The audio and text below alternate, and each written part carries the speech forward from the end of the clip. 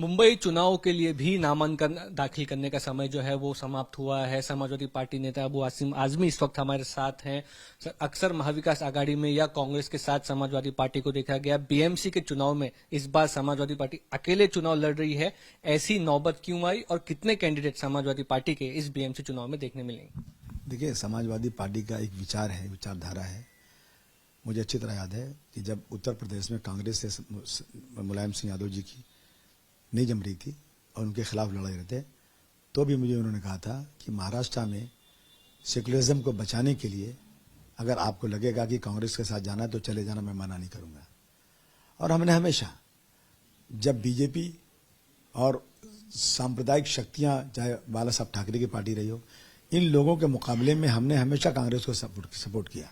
आज भी जब इलेक्शन होता है तो हम समुद्र में गिर के मरने के बजाय तालाब में गिर जाएं, लेसर इविल, हम कांग्रेस सपोर्ट करते हैं।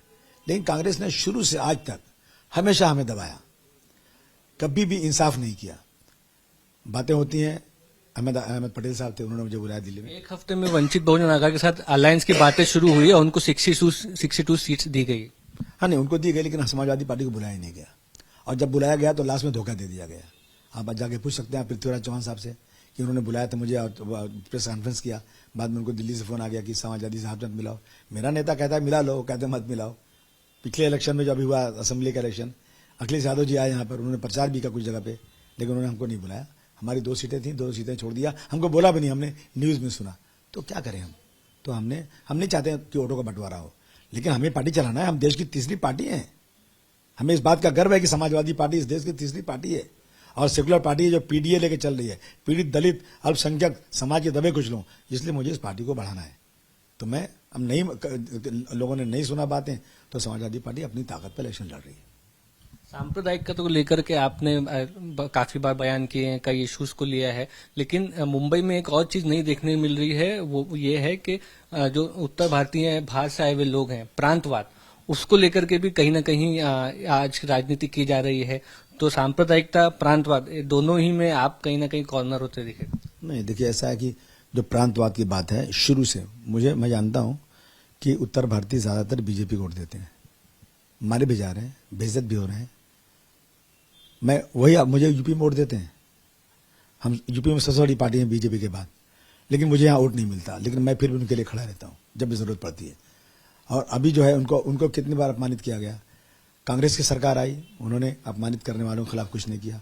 बीजेपी की सरकार आई, उन्होंने कुछ नहीं किया। उद्धव साहब की सरकार आई, उन्होंने भी कुछ नहीं किया।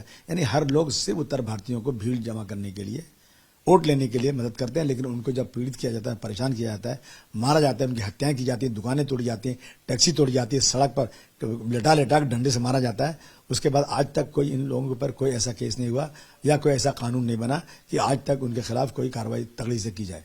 आज भी उनको टिकट नहीं मिल रहा है। मैंने कहा है कि भले मुझे वोट मिले नहीं मिले, मैं आपके साथ खड़ा हूं। और जहां जहां मेरी पार्टी नहीं खड़ी है, वहां अगर कोई उत्तर भारतीय आजाद उम्मीदवार बनता है तो मैं उसको सपोर्ट भी करूंगा। और मैंने कहा था कि जिसको एबी फॉर्म चाहिए वो भी मेरे से लेके जाओ।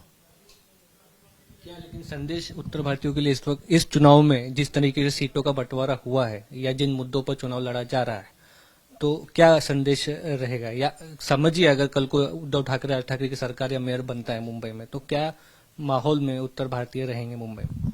नहीं, उत्तर भारतीय क्यों नहीं रहेंगे? उत्तर भारतीय बिल्कुल रहेंगे। आप उत्तर भारतीय सम्मान के साथ रहेंगे। उत्तर भारतीय कोई बुजदिल नहीं है, लेकिन उत्तर भारतीयों के साथ जो सरकार बैठे उसको इंसाफ करना चाहिए। और मेयर जो भी बने, हमें उसका वो कुछ नहीं, लेकिन जो बने वो एक ऐसा इंसान बनना चाहिए जो प्रांतवाद और ये ना जो है सांप्रदायिकता के खिलाफ होना चाहिए। प्रांतवाद बिल्कुल नहीं आनी चाहिए। भाषा के नाम पे किसी को बिल्कुल नहीं मारना चाहिए।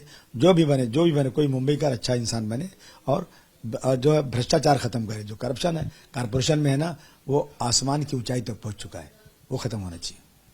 एक तरफ आप कह सकते हैं कि प्रांतवाद को लेकर के ठाकरे के खिलाफ आप चुनाव लड़ रहे हैं, अस्तित्व मुंबई में बचाने के लिए कांग्रेस के खिलाफ, सांप्रदायिकता को बचाने के लिए बीजेपी के खिलाफ। तो आप एक तरह से समाजवादी पार्टी कहीं तीन चीजों से है, लेकिन फिर जो खबरें आ रही हैं भिवंडी से, बाइकल्ला से, क्या आपकी पार्टी में कोई इंटरनल राइफ्ट है या किसी अंदरूनी चीज को लेकर के नाखुश है रईस से? ऐसा है ना कि कुछ लोग बेचारे छोटे होते हैं, वो समझते हैं कि मैं आमदार बन गया तो मैं पूरी पार्टी को हाईजैक कर लूं। मैंने पूछा अपनी पार्टी के वो लोग जो पार्टी की नीति नियोग जाते हैं कि अगर एक आमदार खड़ा है और एक जिला अध्यक्ष खड़ा है और कुर्सी एक ही है, तो किसको कुर्सी मिलना चाहिए?